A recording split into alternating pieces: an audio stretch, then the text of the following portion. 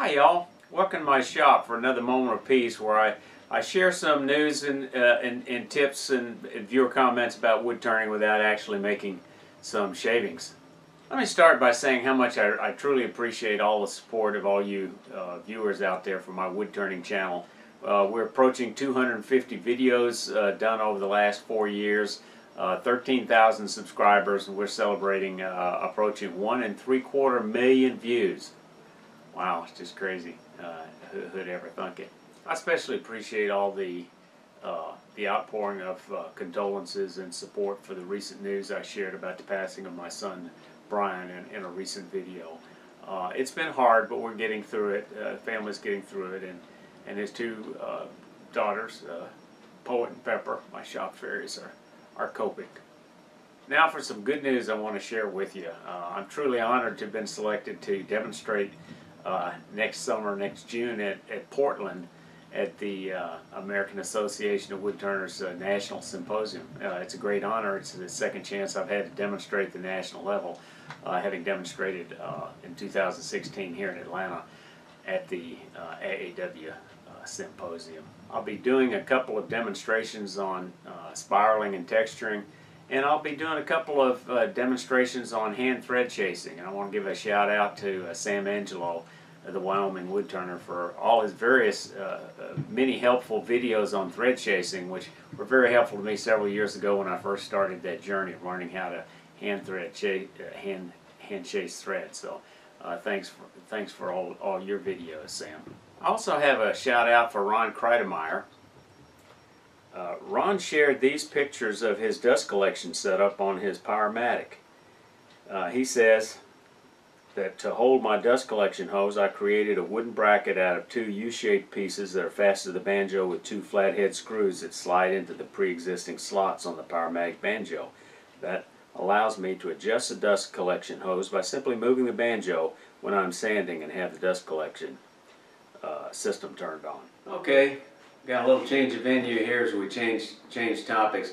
If some of y'all think I'm taking too long or talk too slow as I do my videos, if I got a tip for you, you could simply when you're watching YouTube, if you look at that gear on the right hand side and click on it, you can change the speed, and you can change it from increase the speed by 25% to 1.25 or even 1.5, and you can still, it does not distort the sound much, but it gets you through it quicker. So I thought that might be a helpful tip to you. All right, let me do a little follow-up about my cataract surgery about a year ago. I mentioned this on an earlier video about how I struggled through all the different types of cheap dollar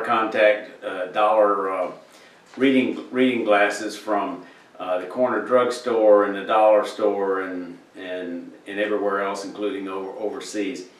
Turns out when I had my surgery, I'd been used to wearing progressive lenses for many years and wore them all the time. I put them on when I got them up in the morning and took them off at night.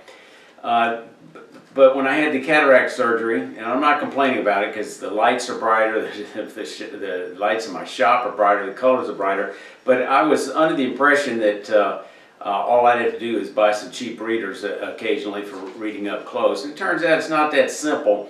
The cheap reading glasses work fine, or they work okay for reading, but they don't work well for computer work. They don't work well at the distance you'd use it at a lathe. So I found myself, even though I could see great when I'm driving, I could not see the GPS on my telephone without having to stop and put on a reader. So it turns out I was putting reading glasses on and off all day long, having to carry them around in my pocket, which was a pain in the tush. So I solved that problem. I finally paid the big bucks, got another prescription set of progressive lenses. I put them on in the morning, take them off at night, and I can see like I did before, except the colors are brighter and I can see more light. Did a short video a while back on turning some weighting handles for weighting sticks, and here's kind of a follow-up so you can actually see what the entire project looks like. Okay, in an earlier video I showed you turning some simple handles like this for these waders. In just a moment I'll show you what that wader looks like, the finished one, but the only step we got left is we need to put a little epoxy on it. to glue in the handle, singular. I'm using 5-minute. I think any kind of epoxies work fine.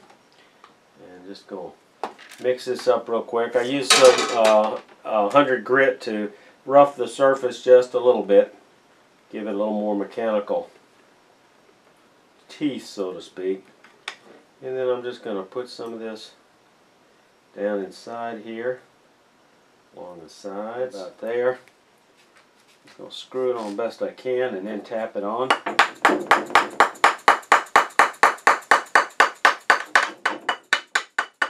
Okay, there we go.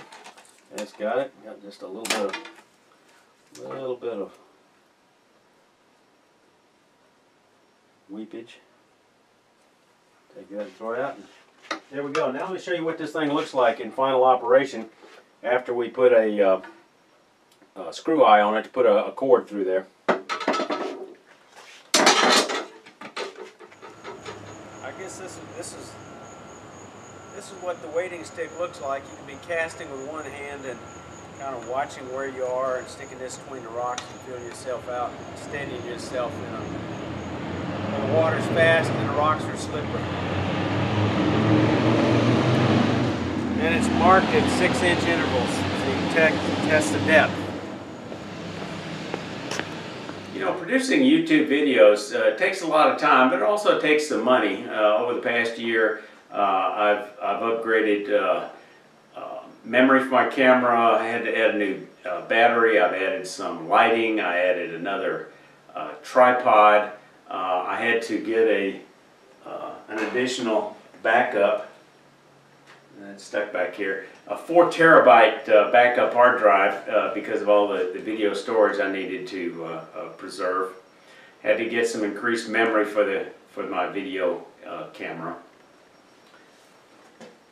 And I got this wonderful Blue Yeti microphone, which I'm real happy with. It was a big improvement over the